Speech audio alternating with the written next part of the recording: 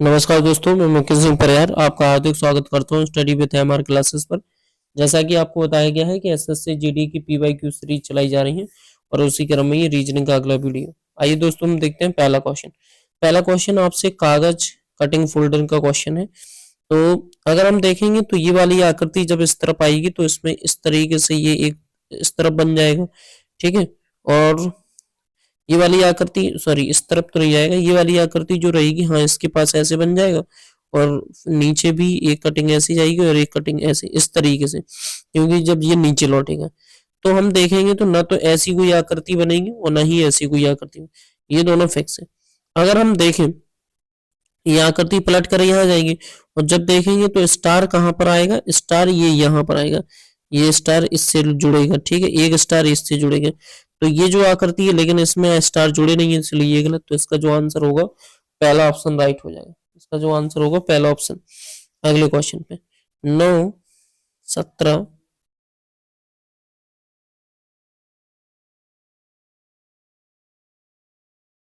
9, 17 और डैश 57, 89 और 129, ठीक है।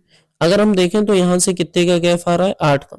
अगर हम इसमें देखें तो यहाँ पर ये कितने का गैप आ रहा है, 32, और यहाँ से देखा जाए तो कितने का गैप आ रहा है, 40। तो यहाँ से साफ साफ दिख रहा है कि 8 प्लस होता चल रहा है, देखो 8 प्लस। तो अगर मैं यहाँ पर 8 प्लस करूं तो कितना आ जाएगा, 16, और 16 में 17 प्लस करेंगे तो कितना आ जाएगा, 33। अब यहाँ अगर 8 प्लस हुआ तो फिर यहाँ 24 होना चाहिए, तो 24 और 33 57 हो रहे हैं, बिल्कुल सही। तो मतलब 33 जो होगा वो राइट आंसर हो जाएगा। अगले क्वेश्चन की तरफ बढ़ते हैं दोस्तों। अगला क्वेश्चन आपसे बोला जा रहा है यहाँ पे कि वाई को हम अगला क्वेश्चन यहाँ पर बोला जा रहा है तो वाई को हम क्या लिखेंगे, 25, एक को हम 1 लिखेंगे, यहाँ पर एफ को कितना लिखेंगे, 6, यू को कितना लिखेंगे दोस्तों, 21। फिर इन्होंने यहाँ पर कितना रखा है, 3, और इसको 18, फिर इसको 18 और ई को कितना लिखा है, 5। अगर देखा जाए तो ये 25 प्लस में 4 कर रहे हैं, ये प्लस में 17 कर रहे हैं, और ये प्लस में कितना कर रहे हैं, 12, और ये प्लस में कितना कर रहे हैं, 10।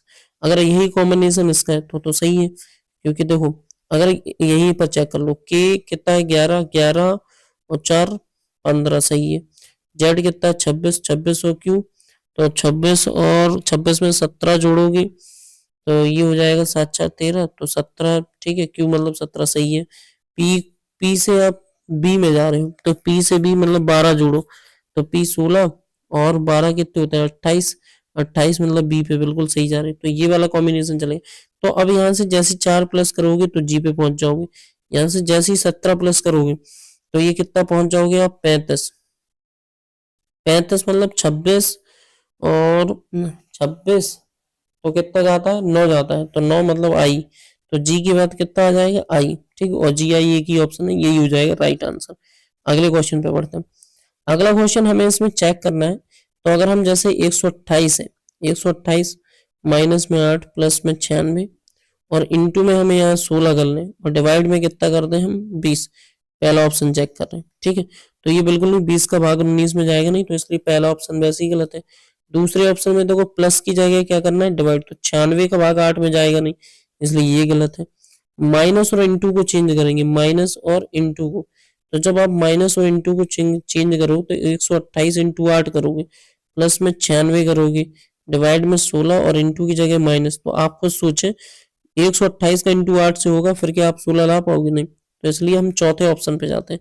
जब हम चौथे ऑप्शन पे जाएंगे तो चौथा ऑप्शन माइनस और प्लस को चेंज करना है। तो जब हम माइनस और प्लस को चेंज करेंगे तो 128 प्लस में 8 और माइनस में 96 और डिवाइड में 16 इंटू में कितना आ जाएगा, 20, ठीक है। तो 16 छक्का 96 और 6 दूनी कितने होंगे, 12, 120, तो 128 136, ठीक, 136 में से 120 घटाओगे तो कितने बचेंगे, 16 बचेंगे। तो राइट आंसर चौथा सही है।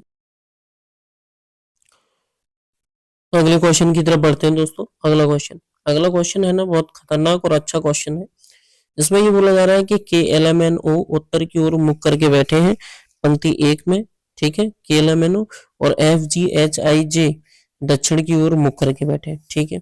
उसमें ये बोला जा रहा है कि J और H के बीच में दो व्यक्ति, उससे पहले एक और लाइन बोली लेकिन पहले इसे पकड़ेंगे। उसने ये बोला है जे और एच के बीच में दो व्यक्ति हैं, तो जे और एच के बीच में दो व्यक्ति हैं, और उसने फिर ये भी बोला है कि जे जो है किनारे पर बैठे व्यक्ति के ठीक बगल में बैठा है, ये वाली लाइन पकड़नी।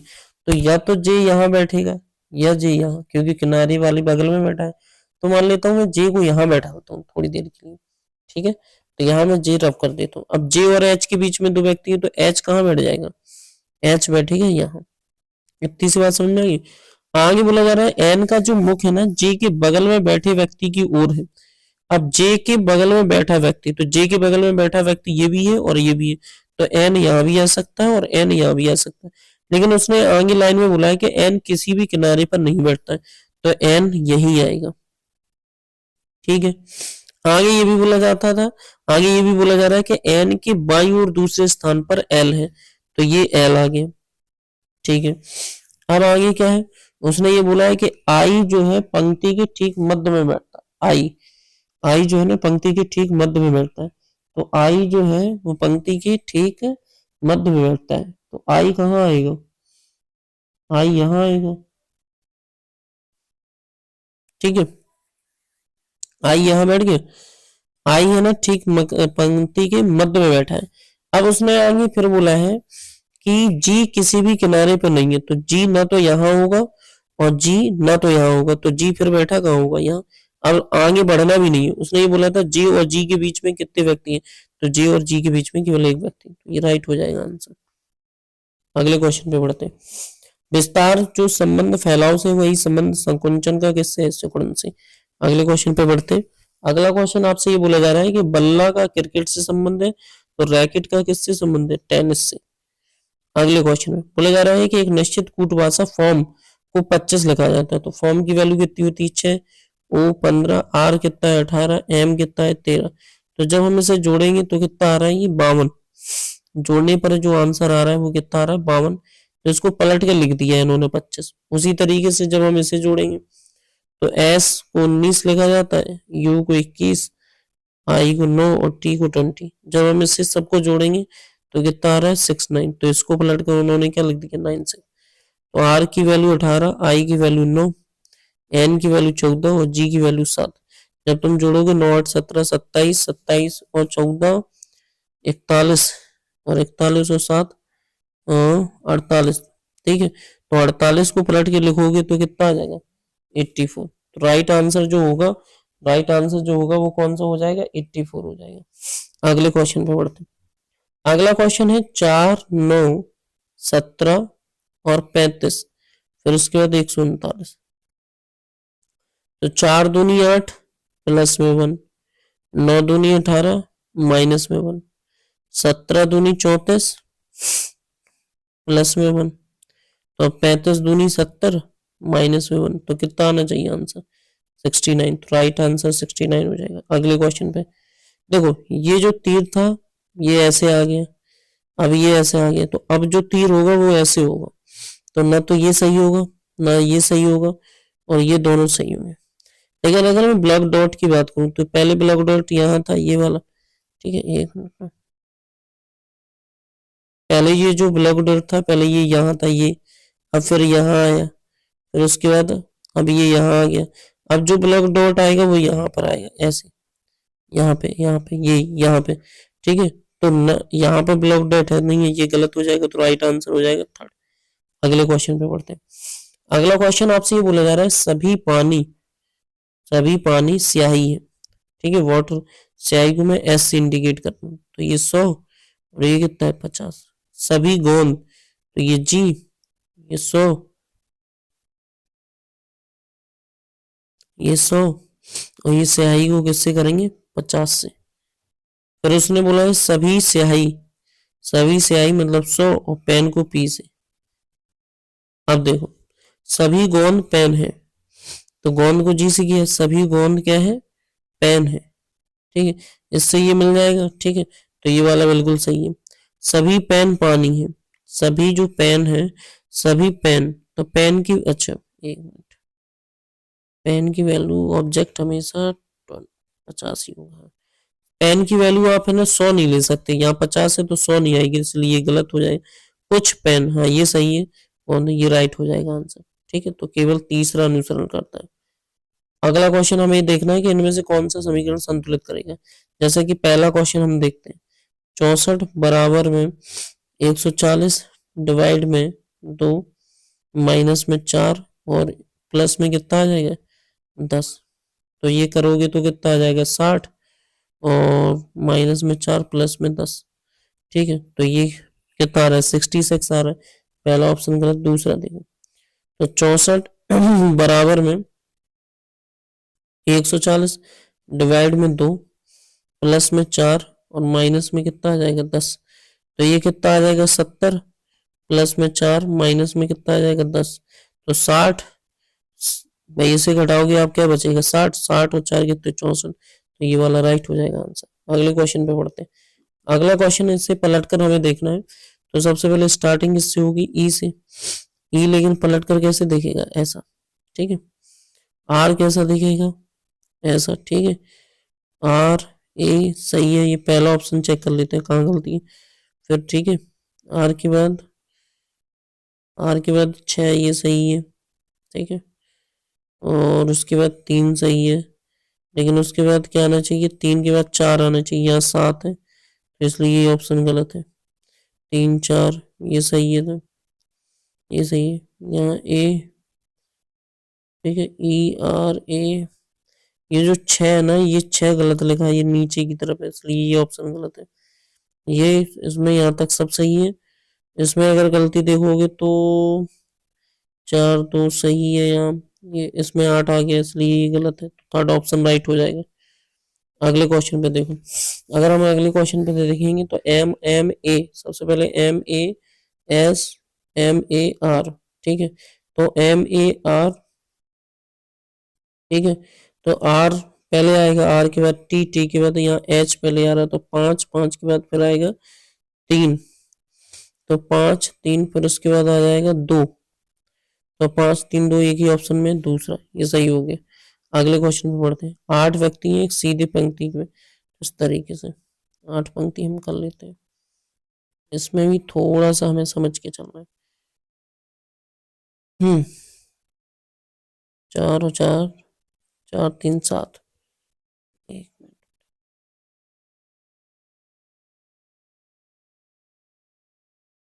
एक मिनट। कितनी पंक्ति हैं दोस्तों 8। ठीक है, तो 3 2 5 1, ठीक है, उत्तर की ओर मुख करके बैठे। बोला जा रहा है कि ए और बी के बीच में केवल एक व्यक्ति है, ए और बी के बीच में केवल एक व्यक्ति है। ठीक है, तो अगर हम देखें ए और बी के बीच में केवल एक व्यक्ति है, और ये और बोला जा रहा है कि बी ए के दाईं ओर केवल 3 व्यक्ति हैं, तो ए के दाईं ओर, तो अगर मैं यहाँ यहाँ मैं सोचता हूँ कि ए के दाईं ओर केवल 3 व्यक्ति हैं, तो ए को मैं यहाँ बैठाता हूँ, तो इसके दाईं ओर 3 व्यक्ति हो गए। अब उसने ये बोला है कि ए और बी के बीच में केवल कितने एक व्यक्ति, तो मैं बी को यहाँ भी बैठा सकता हूँ और मैं बी को यहाँ भी बैठा सकता हूँ। ठीक है, बी और डी के बीच में केवल 4 व्यक्ति हैं, तो मैं मान लेता हूँ कि बी यहाँ बैठा है, या यहाँ मान लेता हूँ बी यहाँ बैठा है, क्योंकि बी और डी के बीच में कितने व्यक्ति 4, तो 1 2 3 4, डी को मैंने यहाँ बैठा दिया। अब थोड़ी देर के लिए समझो। ठीक है, बी यहाँ बैठ गया, डी यहाँ बैठ गया, तो बी और डी के बीच में केवल 4 व्यक्ति। एफ जो ना डी के दाईं ओर ठीक बगल में बैठा है, तो एफ यहाँ बैठ गया डी के दाईं ओर। फिर उसने बोला सी ना तो बी और ना ही डी के ठीक बगल में, सी जो है ना तो बी ना तो डी। ठीक है, तो सी बैठ जाएगा यहाँ पे।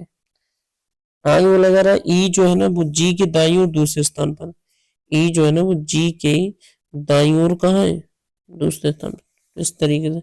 अब बच क्या रहा है एच, उसने पूछा ये है कि एच और ए के बीच में कितने व्यक्ति हैं, तो 3, तो ये राइट हो जाएगा आंसर। अगले क्वेश्चन में, अगले क्वेश्चन पे देखो, यहाँ 6 18 21 9 और 20, और ये 8 है, ये 20 है, और ये फिर 21 है, और फिर 11 और 22। तो यहाँ पर हम देख रहे हैं प्लस पे 2 फिर सेम, फिर प्लस पे 2 सेम, उसी तरीके से ये प्लस पे दो सेम, प्लस पे दो प्लस पे दो सेम। तो यहाँ पे वी 22 होता है, 24 मतलब एक्स से स्टार्टिंग हो जाएगी, तो ओ 15 क्यू 17, डब्ल्यू तो डब्ल्यू रहेगा, ई 5 2 7 मतलब जी। तो राइट आंसर हो जाएगा थर्ड वाला। अगले क्वेश्चन पे बढ़ते हैं। ठीक है, एन और आएगा यहाँ, ये ध्यान रखना, क्योंकि एल कितना होता है 12, 12 2 14 एन। ठीक है, अब आगे यहाँ पर बोला जा रहा है 6 फिर 16 और फिर 1, फिर उसको क्या लिखा है इन्होंने 8 और 19 और फिर लिखा 2, फिर उसके बाद इन्होंने लिखा 9, 9 के बाद लिखा 22 और 4, फिर लिखा 11 25 और 5। अब देखो कैसे चल रहा है, +2 +3 +1, फिर +1 +3 +2, फिर +2 +3 +1। तो अब क्या आएगा, अब आएगा +1 +3 और +2। तो जब तुम +1 करोगे तो 12 मतलब एल पे, +3 करोगे 25 3 28 बी पे, +2 करोगे तो जी पे। तो एल बी जी राइट आंसर हो जाएगा। अगले क्वेश्चन पे बढ़ते हैं। अगला क्वेश्चन है, इन्होंने 4 से 30 हुआ है, तो ये कैसे हो रहा है। तो इन्होंने पहली संख्या में 1 जोड़ा है, फिर गुणा किया, फिर पहली संख्या में 2 जोड़ दिया। ठीक है, तब जाकर ये 30 बन रहा है। उसी तरीके से इस वाली में पहली संख्या में 1 जोड़ा, गुणा करवाया और पहली संख्या में 2 जोड़ा, तो कितना बनना है 56। उसी तरीके से पहली संख्या में 1 जोड़ेंगे तो कितना बना देगा 8, पहली संख्या में 2 जोड़ेंगे तो कितना बना देगा, सॉरी 2 जोड़ेंगे तो कितना बना देगा 9, तो 9 8 कितने होते हैं 72। तो राइट आंसर हो जाएगा 72। अगला क्वेश्चन आर प्लस में टी इंटू में एस माइनस में पी डिवाइड में क्यू सॉरी प्लस में एन। अगर आर प्लस टी की बात की जाए तो आर प्लस टी यहाँ पर क्या है, ए बी की पत्नी, तो आर जो है वो टी की कौन है, पत्नी है। तो ये कौन होगा, पति।